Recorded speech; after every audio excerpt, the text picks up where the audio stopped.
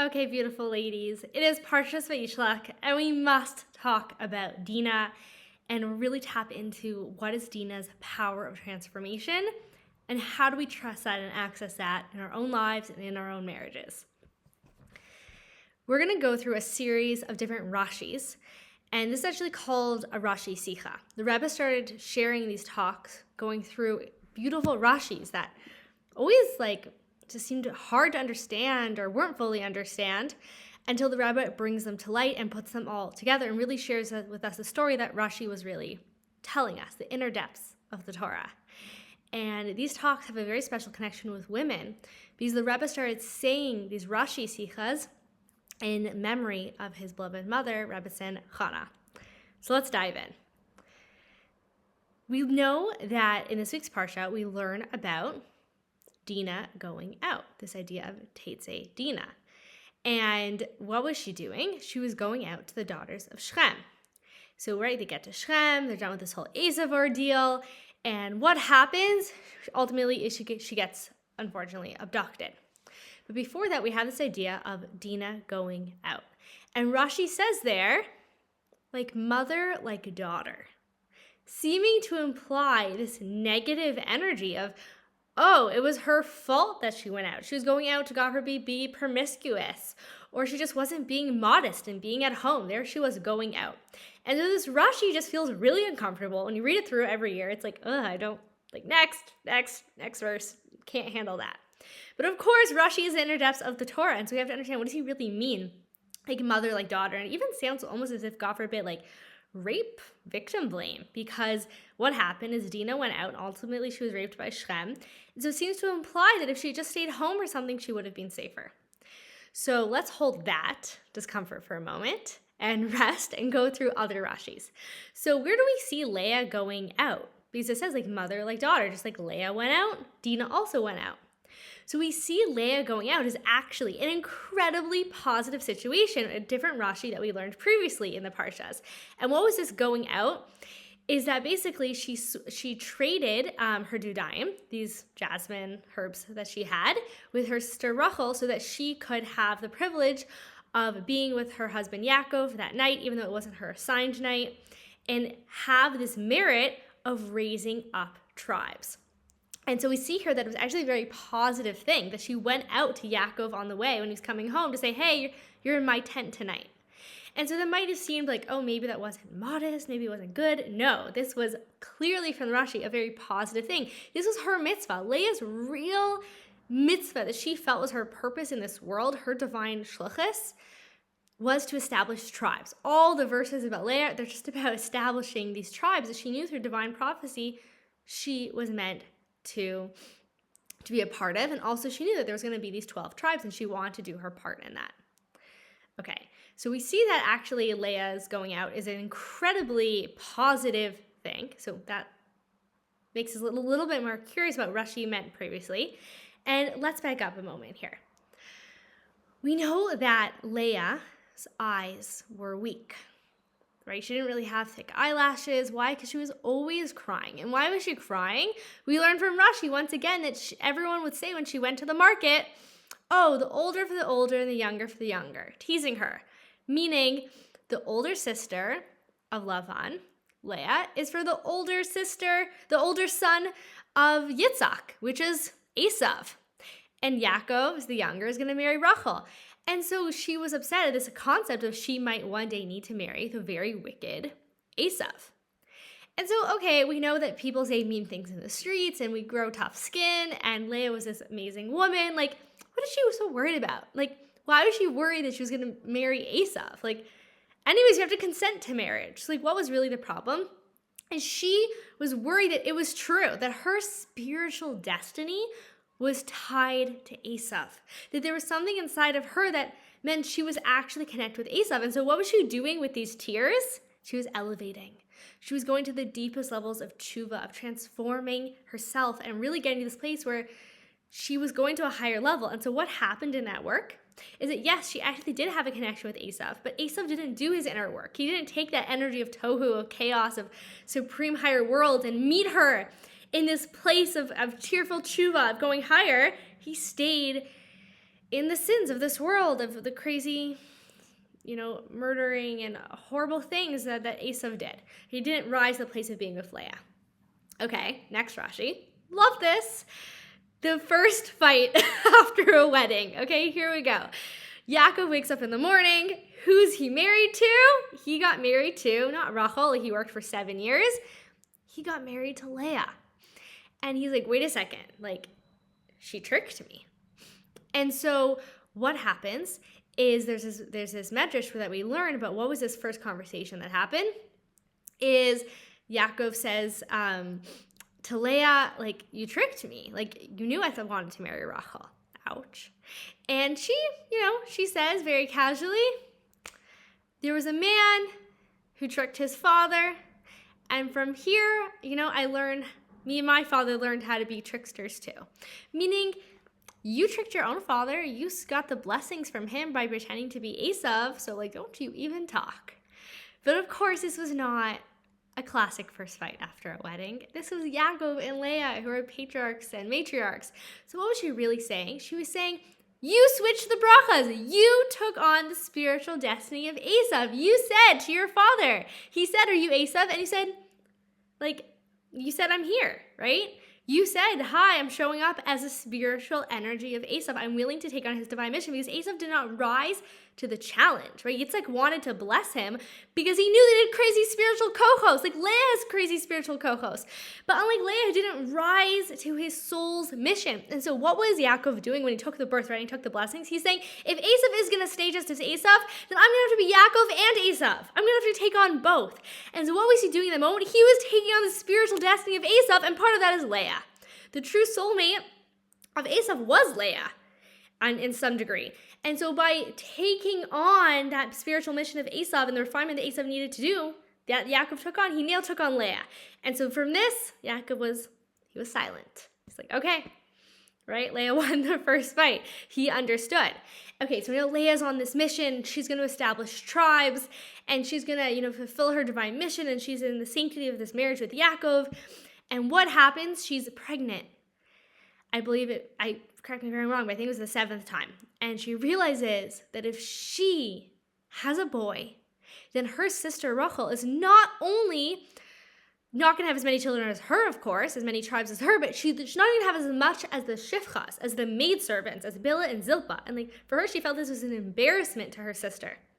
And to remind you that Leah never realized that Yaakov had that her sister Rachel had this incredible Mesiras Nefesh of giving up her own husband, who she loved Yaakov and wanted to marry him, and actually, gave Leah the code. So at the wedding, Yaakov wouldn't know that it was her, right? She had given this up, but Leah didn't even know that. So here's where Leah was, thinking that Rachel is basically this traitor, and she's living with this discomfort of Rachel being married to her husband, and all the whatever back end of what was going on spiritually there. But she had this moment where she's like, it's not fair to my sister, right? This is not good for her, that she's not even going to have as many tribes come through her as the shefchas. And so what does she do?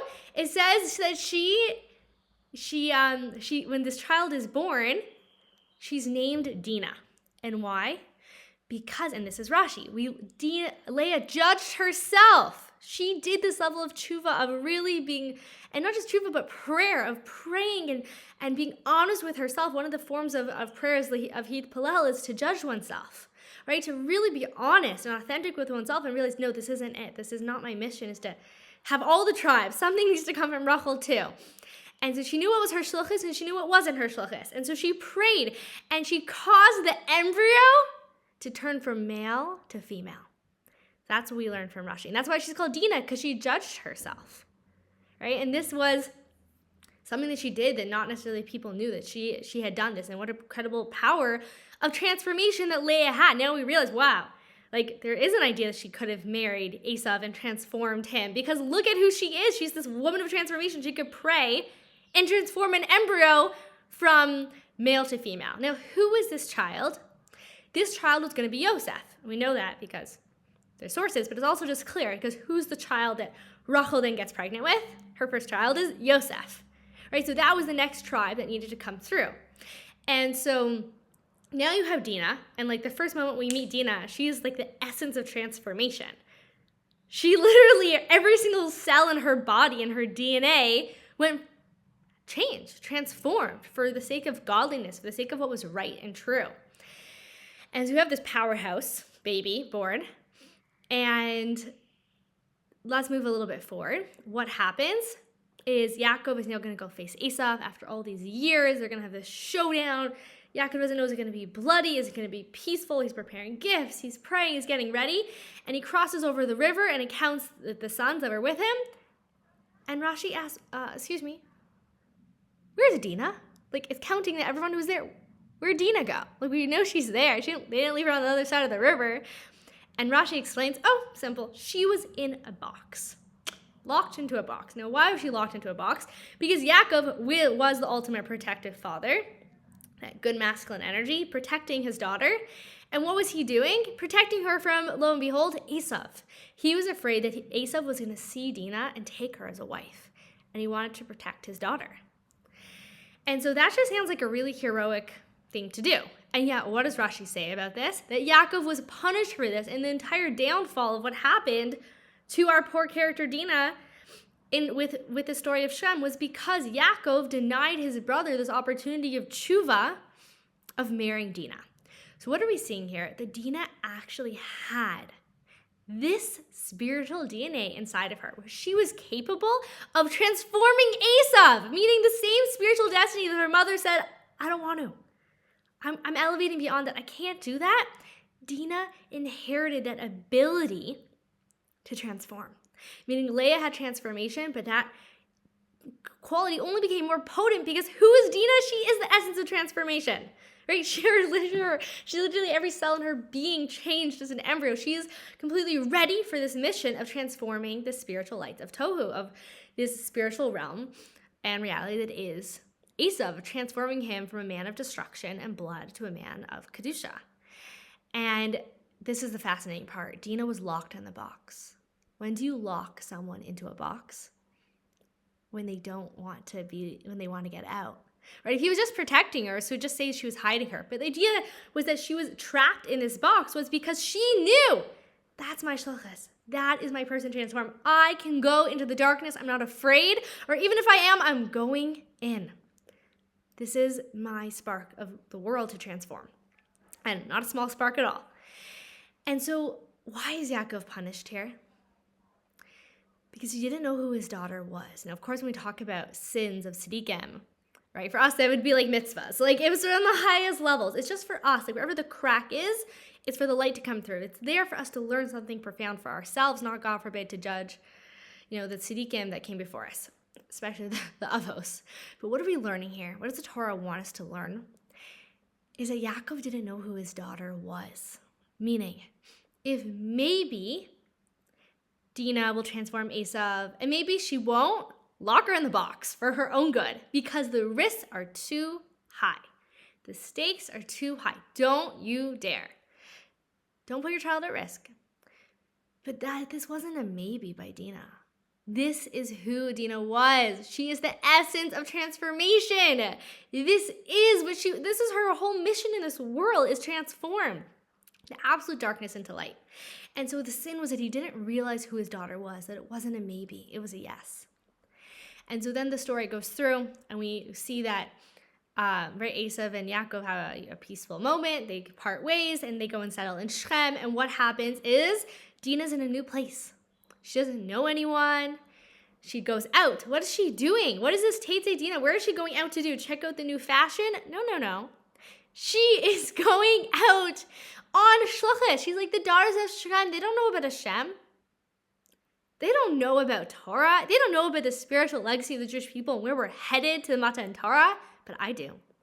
And so she went out with her Shabbos candles. She went out with her Mifsoyim, and she went out to go transform the daughters of Shechem. And because she knew who she was. Dinah knew who she was.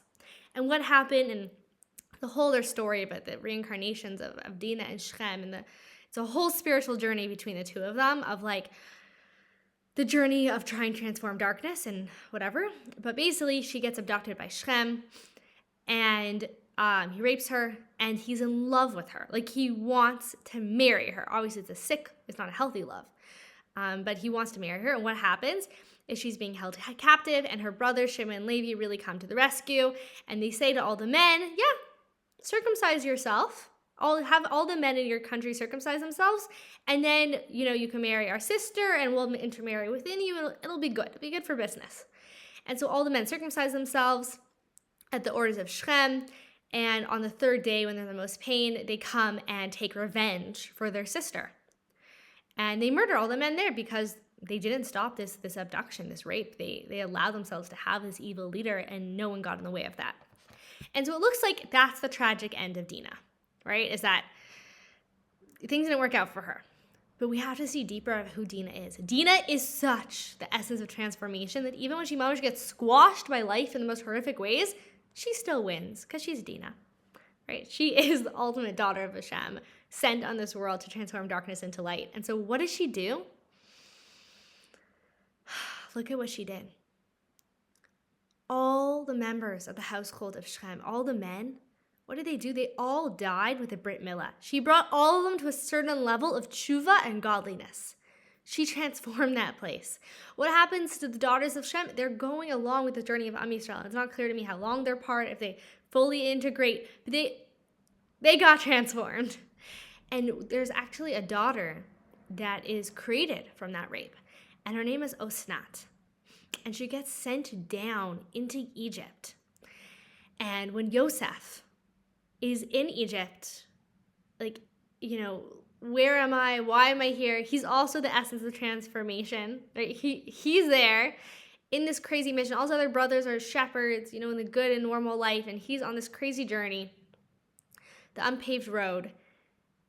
There is a woman who throws her amulet, her necklace at him, and it's a sign of the house of Yaakov. And he's like, what is a daughter of Yaakov doing here?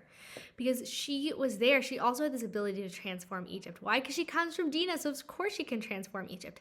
And so her and Yosef get married and create these tribes of Ephraim and Manasseh who have this ability to be in exile, to be in Egypt, which was the darkest of darkest places, and be able to take all the sparks and all the wealth out of Egypt and bring them into the Kedusha of Matan Torah, right? We took the wealth of Egypt and it went into the Mishkan. It went into holiness. And so we see that the essence of Dinah, everything she touched was transformation. And so we're actually celebrating the life of Dinah. And no matter what happened to her, the essence of the transformation was present. And so the part that I really want to focus on for myself this year, with this powerful, powerful teaching and story, is this idea of Yaakov not knowing who his daughter was. And I think this really points to this place of trust, that I want to take for myself. Really knowing who I am. Not doubting myself, not doubting my neshama, not doubting, am I really here for this life? Can I really be on my shluchus? Maybe I'm stretching myself too far. Maybe I don't really know what I'm doing. Taking all those voices of self-doubt and saying, yeah, maybe it's all true. And so what?